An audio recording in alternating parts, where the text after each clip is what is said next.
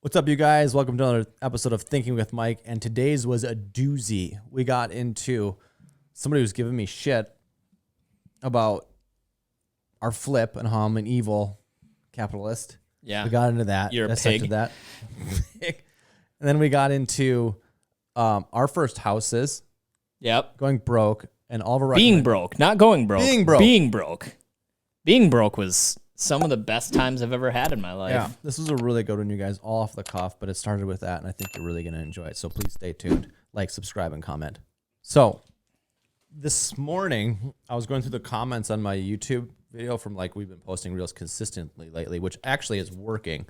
It's the first thing that we've done, like, on YouTube that, like, is working, just honestly consistency. So anyways, I was looking at a comment this morning, and I had posted something about that we're just finishing our flip and that we're going to take that money from the flip and then pile it back into the marketplace. Like, don't wait, whatever, blah, blah, blah. And somebody had a comment on it, and he commented flipflation, right? And I'm like, the comment's kind of what it is. I'm like, but like, it's actually something that's kind of popular right now that people are being suckers for, is they're actually buying this ridiculous narrative that they haven't really even thought about. And I think thinking about your thoughts is actually important. So, I responded to it and I said, making an unlivable house livable, right? And then blah, blah, blah, blah, blah. Investors do this and then they make the house worth too much. And so investors and flippers are actually driving inflation and they're keeping the little guy down because now this house is too expensive for anybody. And how come first-time home buyers don't get a shot at fixer-uppers anymore? Because you take them. And like, this is a popular thing right now. I have a firm answer to that. Well, there's so many. So like, people are blaming institutional investors from like, one, rehabbing houses, two, like buying apartments or houses to rent. And they're blaming home prices on like this incredibly small fraction of things. But then their premise for that doesn't even make any sense. Yeah. So I thought that was kind of interesting, and I enjoyed it. I would bet, and maybe I'm totally wrong, I would bet that person is a renter. Definitely. And I'm making an assumption here, and it may not be correct, but my assumption is that person has been renting, and they believe that buying a home is out of their reach. But I would venture a guess that most people that are willing to go out and air grievances like that are people that haven't even tried to dip their toe into owning a home. So it's an interesting point that you bring up there with there's nothing left for us, blah, blah, blah. I'm like, okay, first off, how much did that flip cost you to do? Roughly, rough ballpark. $300K-ish, a little bit more. In improvements alone, though. Oh, we're in it for $150. Okay. You probably don't have $150,000 to make those improvements. On top of your okay. on top of your down payment. It's just one of those things. Now again, I am not trying to dissuade you from getting out in the market and trying to compete for some of these properties that have some work done, but freaking A, unless you are a carpenter or a mill worker or whatever, and then you've got plumbing, and then you've got tiling, and then it's like, dude, I've got one of the handiest sets, like father-in-laws out there. And I'm telling you, he had to hire out a lot of crap in his house. So it's not even about labor. I'd say out of this $150K bill, that we're not quite finished. We're probably going to end like at 160, 170, whatever, because the bills. I would say that between 10 and 20,000 of that is labor. The rest of it is just buying stuff. Yeah. Like, you got to buy doors, you got to buy shingles, you got to buy siding, you got to buy all of these things. So like, the actual labor perspective that people say, I'm going to put sweat equity. I'm like, yeah, 10 to 20K is a significant sum, but not in the scope of doing a full gut remodel. Yeah. So there's 2 points that you want to make when like you're actually thinking about like this premise of like investors are buying properties. First-time home buyers can't do fixer uppers and sweat equity, whatever like that. The first one is, and this is pretty simple, it's like there's no secret like buying marketplace for flippers. Yeah, you're not getting access to that shit first. Go for it. And yes, you can buy them. You could have bought this house. Yep. Okay. And the second one, this is what Ken was leading at, is like like this house, for example, that we bought, like it had a leaking roof, it had leaking siding, it had water that's been pouring in the basement for 10 or 15 years. So it had mold issues, it had water issues, all the plumbing was shot, all the kitchen cabinets were shot. Like this house was unlivable and unfinanceable. Okay. So this idea that like we stole it from a low down payment, just getting started buyer, like that's insanity because you can't finance it, and you certainly don't have the liquid resources to actually 20% down probably wouldn't have done it for that house. And there's a fallacy out there that people think that you can actually get bank financing for these things, and you can't. I mean, so you can once you get a track record because you're an extreme risk to a bank. I would say that in my career in doing lending and in the, if it's not 1,000, I mean, it's got to be close to 1,000 transactions I've done. I've done one rehab loan, one rehabilitation renovation loan. They're just hard to get. Now, I want to go back to one thing where it's amazing to me. It's also not, now that I think about it, and just know that this is very off the cuff. We did not prep this, so this thoughts just kind of come to me. Housing is as is everything right now, feels like it's becoming a little more divisive as time goes on. It's like people, I didn't think you could have like polarizing opinions about housing, but we can make anything a polarizing opinion now. What's interesting about the distinction that we're making here is there are, and this is going to come off harsh, and I am going to put it out there because I do this for a living and I've seen it on both sides. People that are saying that stuff and the people that get really frustrated and like sit on the sidelines and whine and complain about that are people that are taking zero action in taking control of it. And that, trust me, guys, I get it. There are so many different things. I've heard the excuse of, well, I work 2 jobs. I don't have time for this. Guys, we have said 7,000 times on this podcast, I will pick up my damn phone at 10 o'clock at night if you're ready to get into a house. Mike will pick up your damn phone call at 11 o'clock at night when he's with his family or putting his kids to bed or going out on the lake. Like, we will pick up our phones to do that. It does not take long for you to get on a damn phone call, talk to a professional, and get prepared. That's number one. So, like, the people saying, like, there's nothing left. The only thing that you did, like, let's say this was a financeable home. The one thing that you have that's an advantage over the traditional first-time buyer is you're prepared. You're ready to go. Like, you are ready to see the home, go book a showing an hour later, put an offer on that home within the span of 2 to 3 to 4 hours. It took a lot of work to get there too.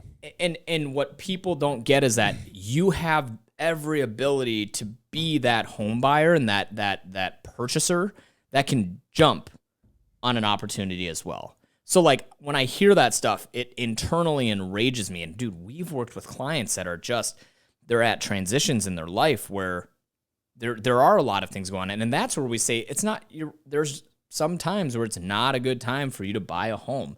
But if you are in a position where you've got a little bit of money saved up, you're sick of renting, you are sick of a landlord, controlling your monthly output of cash or selling the home or whatever, and you're kind of sick with that lifestyle, or you're getting fed up with seeing those opportunities go, get prepared. Get your app in. Talk to an agent. Like, get going on this. Because, like, the divide between having and having not is just, it's simply a couple of phone calls. That's it. That's it. And so, like, be mindful that, like, just because, like, there's these cash purchases and stuff like that, like, there's still financing involved in that as well. So, like, we've spent a lot of time, like, we're mixing cash with lines of credit. And guess what lines of credit are? That's loans. That's financing. They're temporary bridge stuff, but we've, like, put the effort and work into that. So I don't want to hear this crap about, well, you've got all this whatever. It's like, yeah, same, right? Like, we have to go out of our way to put those financial pieces together so that, like Ken said, when an opportunity presents itself that we're not really looking for, we can see it, we've done the work, and we can pounce on it. And I would say a good portion or a good ratio of flipped homes or homes that would otherwise be totally not doable for the average financed buyer out there. I mean, we've walked into some homes where we're like, whew, I am glad that there's still walls standing up in this damn thing. Well, so here's the deal. Like, we're in a capitalist nation. Okay. And that's what capitalism is. Okay. Capitalism is not designed to make everything fair. Capitalism is to allow the free market to solve problems. And I believe it's the best way that problems get solved. Okay. So it's kind of alluding to, And we have argued about this before. We have argued about like it. right now, like this house, somebody with dementia was there. Kids didn't know about it. If you want to know specifics. Okay. So kids lived out of state. Mom developed dementia. All kids all live out of state. They come and visit mom and go, holy crap, this isn't good. This house is destroyed. She's been living in this. And we don't live here. Okay. And we're not rehabbers. We can't do this. We can't fix this. Yep. And so we came in and we wrote them a cash offer, solved all the liens, all the stuff for their family, little extra cash in their pocket, and that problem is done. And so like that's what I'm talking about. Like this is solving a problem that the free market solved. Yeah. And this home, when looking at it, never would have passed financing, just so you know, like an appraiser has to go in and deem that the property is at a certain quality level and that the health and safety requirements are checked off. And this one did not have that. So like we have these truth in housing inspections. Okay. 5 pages of truth in housing hazard pieces that we fully assumed. Okay. We're still dealing with that. Super annoying, but we're dealing with that. But they could not have even sold this if they wanted to, because they don't have the ability to clear all the truth in housing issues. Yep. No, I think there's like I said, and I think this just comes back down to that one thing, which is if you're fired up and you're fed up and you're frustrated right now, you should be, okay? Like you should be. I am with you. I get that. And this is not some like, high horse lender that does. Guys, I see files that are the sterling gold standard from paper loans down to the how the hell did we get this loan approved, okay? And we give everyone the same love, attention, respect, transparency, directness that they deserve. I will tell you this, though, is like what really frustrates me is when it's like with my kids, instead of taking accountability and taking action, we sit and we whine about the circumstances surrounding us instead of going out there and try to fix that. Now, again, not everyone has perfect credit. We can work on that. Not everyone has the debt to income profile to make this a reality. We can give you tips and strategies that we've used, that we've seen, that we've personally done. I'll tell you a quick story. This is embarrassing. I'm just going to be up front with it. When we first moved to Waconia, I was kind of getting my start in the lending world, okay? I didn't have any reserve, and we lived in your house. Oh, yeah. Remember? I didn't have any money either. Thank God you're paying my rent. Absolute slumlord here, okay? I'm going to tell you what. Anyways, let's tell your story, and then we'll talk about Well, so we were doing stupid things, my wife and I. We had kids. We had just left the relative safety of a community we grew up in and we knew really well in Mankato. We took this risk to move up to Waconia to be closer to the team, and had no business doing it. I had no basis for saving. I had no real strategy. I had no game plan. We were borrowing money. I mean, it sucked, right? And again, it was a calculated risk is what I tell myself now that I took, but it was just plain stupid. Disagree. In hindsight, it wasn't. At the time, if you had known how little actual pragmatic discussion had gone into this move, you'd be like, wow, it's kind of dumb. You guys talked about this like twice. So if you want to stop here, I think pragmatic discussion when you're at zero is useless. Yeah. Like, there is no risk when you're already at zero. So like That's one way to talking look about at it and like strategizing while you're at zero, like you're at zero. Yeah. How many times did I pay my rent late? Couple. I don't remember. So all I know is that I had to the 15th to make the payment, and I showed up at the bank on the 15th often. But I'm telling you guys, like, because there's gonna be people that we talk about comments that are like, oh, this guy's been doing this and blah blah blah, working and lending for a long time. No, guys, I've been there. Okay, like I've been there. We took the bull by the horns and we came up with a plan. We came up with a strategy, and we're living in our dream home. We are living in our absolute dream home, one that we never thought we'd be able to get into, one that we never thought we'd be able to afford, and it's because we took very calculated risk moving forward once we had established a game plan. We got sick of being stuck in the position in the lifestyle that we were in prior, so we made some really, really intentional decisions. We put ourselves in a position to be closer to our business partners. That created a way better working relationship. So I'm just saying, like, if you're sitting here watching this going like, yeah, just another dipshit financial guy giving advice about how to pick yourself. Nope, I've been there, and I know it sucks, but it all starts, like, you've got to start with something. And I will tell you, if there is anything out there, if you're online Facebook watching these Facebook reels and they're telling you about compounding interest and different investment portfolios you can get into, or Bitcoin or Dogecoin or whatever shit coin is out there, like, just promise me, like, research and start with real estate. There is just so many benefits to it. There's so many tax shieldings to it.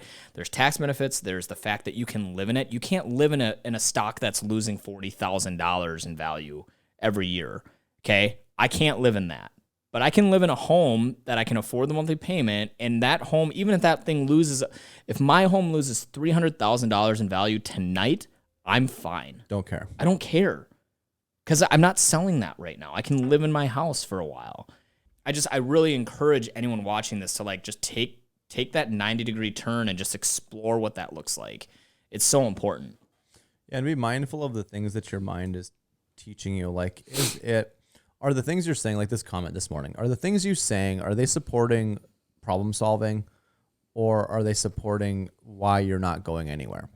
You know what I mean? Like, are you actually trying to move forward with something, or are the things and the stories that you're telling yourself specifically and 100% designed to make you feel okay about sitting still? Yeah.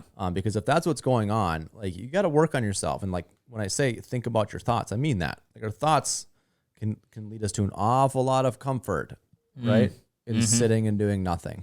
Yeah. God, and I had no money. When you brought that up, remember that it's commission only real estate. I had 3.5% down. I did an FHA loan, which you can do. Yeah. You can do 0% down. This thing down. was a major fixer upper, which you can do. It was open on the MLS. I lost in multiple offers. The other people pulled out, and guess who got the phone call? Yep. Okay. Yep. So 3.5% down. I was commission only real estate agent, just getting started. Didn't know how to spend money, and I remember I had Needed a cosigner. Okay, so didn't even have the income. Yep. I remember I had like $4,000 left over. Okay. This is fine if you have a salary or a W-2, okay? Because the income's coming. Commission-only real estate when you're getting started, having a $4,000 to $5,000 buffer is not okay. So I ended up... And traditionally, the worst health benefits on the planet. There's no health benefits, okay? Yeah, that's why I said Your the health worst. benefits, You get make sick, sure you have reserves. You get sick, just die quietly, please. It wasn't until, years later that we could afford, like, a health plan. Right. Which we have now, thank goodness. But so I got this house I couldn't afford. There's no way I could afford the monthly payment. I rented it to Ken, and then I rented it to my Poor decision on a renter, by the way. sister Did and brother. not do a credit check. Better. Should have. They got paid. Okay. Late. Mortgage got paid. And this is actually a good example. And guess what we ended up doing with my 3.5% down? I ended up borrowing money from family, and we ended up rehabbing it, and we flipped it. That was our first flip. So don't frickin' tell me that you can't get into You can get into it with 3.5% down. Yeah, we talk about this all the time, and I do not expect people watching this that haven't dipped their toe into it to become real estate investor gurus in a day.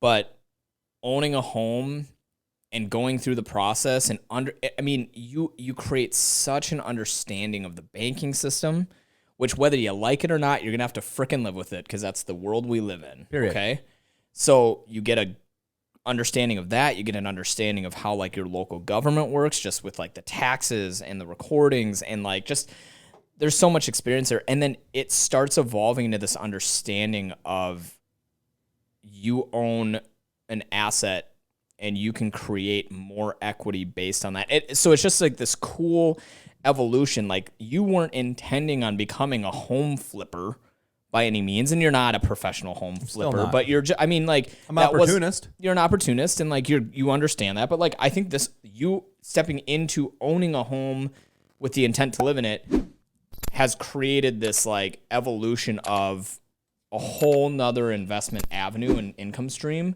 that you never would have had. And it all started with a 3.5% down co-signed borrowed money loan that you could barely afford the payments and you pretty much wiped yourself out with. Think Correct. about that. And so like if that's how that happened and how I can get on my acreage property in a city, in a town that we absolutely adore, not even a decade later, guys, you can do it. Like you really can do it. And like you just got to take a minute to evaluate where you're at, listen to trusted professionals, Google some stuff. There's a lot of stupid shit on Google though. Like for real, really. like a lot of stupid stuff, but like there's also some really good stuff on there. And just really focus on like creating a different environment for yourself and for your financial landscape.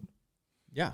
I mean, I think that's it. I mean, God, I don't know, man. Like, as far as I can tell, you know, if you want to work, you have to understand the game, right? Okay.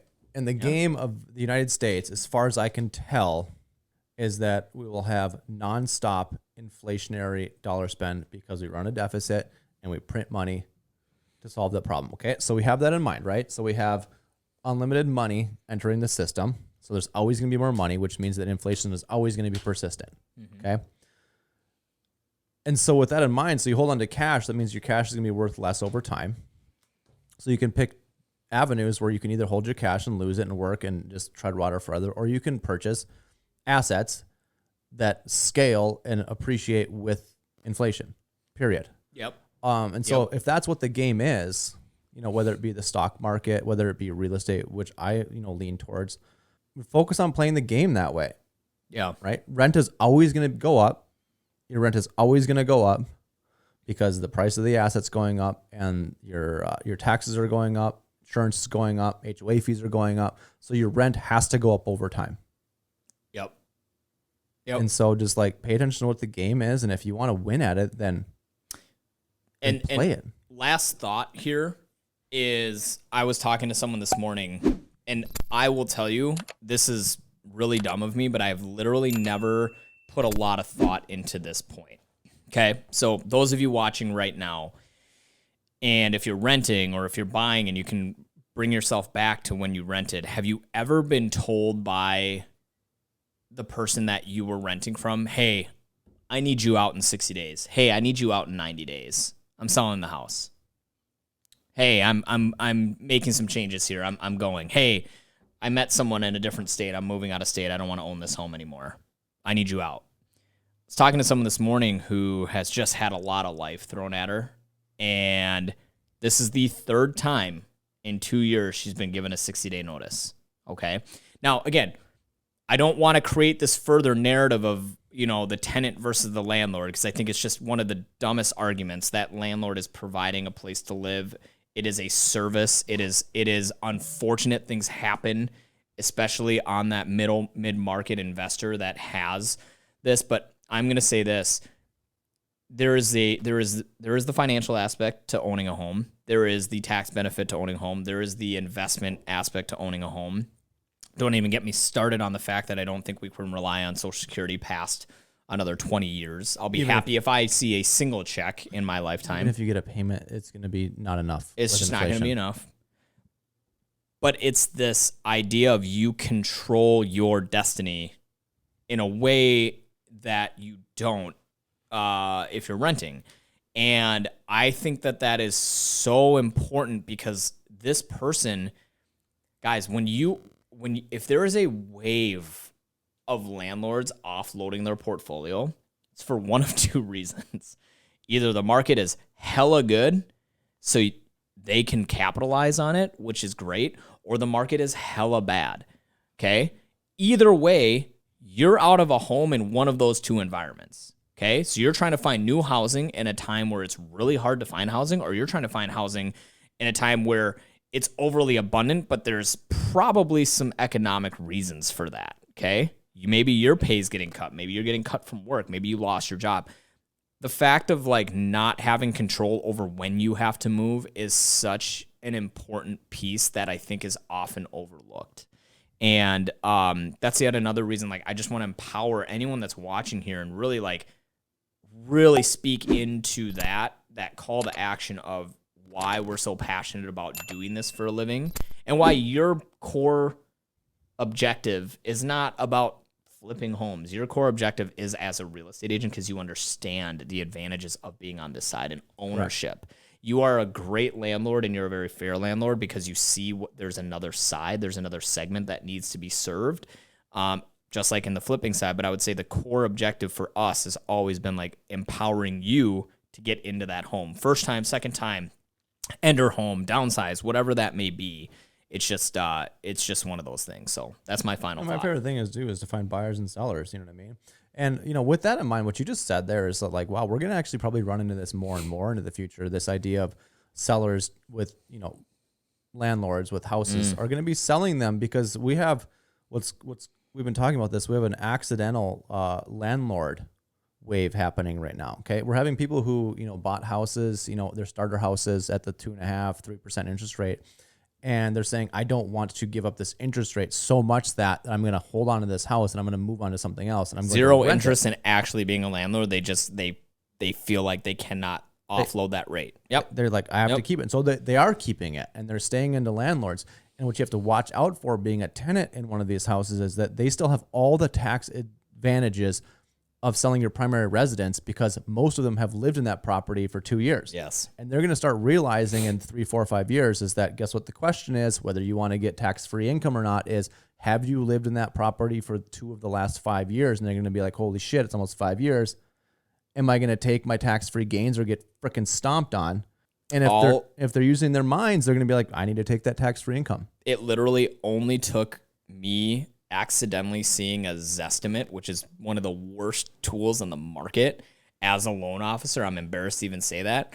All it took for me was to one day be on Zillow because I was looking something up for a client. I Zillowed my second home up north and I'm like, holy shit, I can sell this thing now. Yep.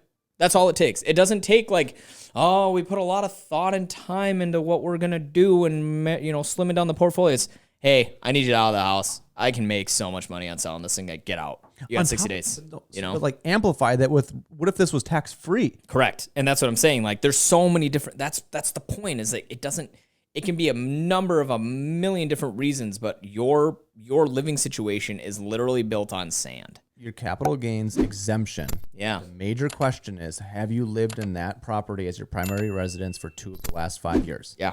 Double check with your accountant. Okay. If the answer is yes, you can take a profit of up to $250K single, $500K if you're married. Yep. That's free income. You don't get that many shots like that from the IRS. You do not. Okay. Yep. It's also the power of real estate. So when people are going to realize this, they're like, yeah, I guess I'm making $300-$400 a month in cash flow, but I could have $200K here for free without any tax obligation. And if I wait 2 years, it's gone. 40% of that is gone. You're like 25% plus state. So yeah.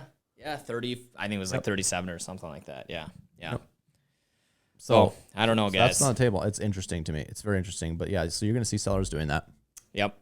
So just really to recap, guys, take control of your financial situation. Take control of your housing situation. I am not going to sit here and talk about rates anymore. Acquisition cost is so important. You can find deals out there. Take control of your situation. Take control of your housing and your living situation and your lifestyle and look into it. At the very freaking least, just look into it. I'm not saying go out there and buy a house today, but God, if you're renting and you've been a perma renter, if you've been renting for more than 3 years, 4 years, you need to be re-engaging. You just have to. I think a financial checkup with someone like me or a housing checkup with someone like Michael is just, God, it's so necessary. I think there's just something to take away from this. It's like, if you hate the way the game is, okay, you don't think it's fair, go ahead and work on changing it. But in the meantime, your life is ticking. Yeah. Okay? So frickin' play it, right? Go ahead and work towards changing it, but you're also playing the game. If you don't like the way Monopoly is played, like, I guess you can email the people who make it, but like when you're playing frickin' Monopoly, you got to play by the rules. Otherwise, you're just going to get crushed. And sometimes those rules suck, and I completely agree, but they are what they are. They are what they are. They are what they are. And there's a reason why the people that are making in the top 1% of America most of them are all invested in real estate or involved in real estate in some way or the other. I'm always laughing when I see the diamond hands and and the day trading videos, I'm just like, God, this is risky. This is risky for people that just don't have very much. You know what's not risky? Having properties, just putting some work into it, managing them. I cannot stress enough how little I care about your crypto games. Okay? No, dude, I'm with you. I'm 100% with you. So here's I'm going to talk about crypto for a second here. Okay. Just because you have no opinions on crypto. It's so weird that you would even have an opinion on crypto. Just because you won the lottery doesn't mean you made a good financial decision. As far as crypto, just because you were a benefactor and got the upside of a pump and dump doesn't mean it was a good investment. I mean this in the most like genuine way. Like, we take huge craps on crypto.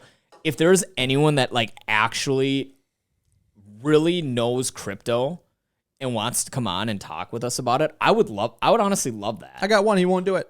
He goes, talk to me in 2025. And I said, what the fuck are you talking about? And then in 2025, like, I'm too busy right now. It's losing money. Like, what do you mean?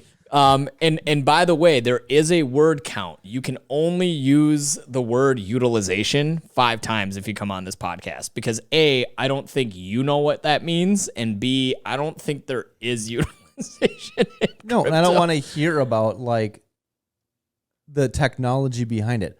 Don't care. As far as I am concerned, the technology was created to empower scammers to scam people. There was a point in there where I was kind of like, man, Bored Ape would be kind of cool. I could go on a yacht. That's sweet.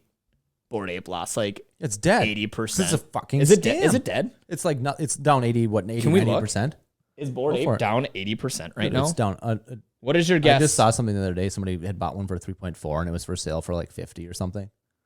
3.4 million? Yeah. And they sold it for 50? Something like that. Bored Ape NFT cost. Okay, guys, here we go. What do you think a Bored Ape NFT costs now? There's a bunch of different rarities and whatnot. Oh, there's rarities now. It's not that straightforward. So it's like a trading card. They have different like rarities and stuff. So yes, it is. They're supposed to be like, that's what NFTs are. But the problem is the 7-day average sales price was like 28 Ethereum. Yeah, it's terrible because Ethereum has been cut in half. Now what is it? Since Ethereum's like $1,800, but like at its peak, those were like 100 to 200 Ethereum, but Ethereum was also 4K. Just so you guys know, like when I have to Google how much the fiat costs to buy another fiat, that's the sign of a bad investment. Ethereum is only $1,800. Yeah. Bored Ape was going for like $1 million. Yes. Yep. So anyways, stop with that crap. Buy a house. Toodaloo. Bye-bye.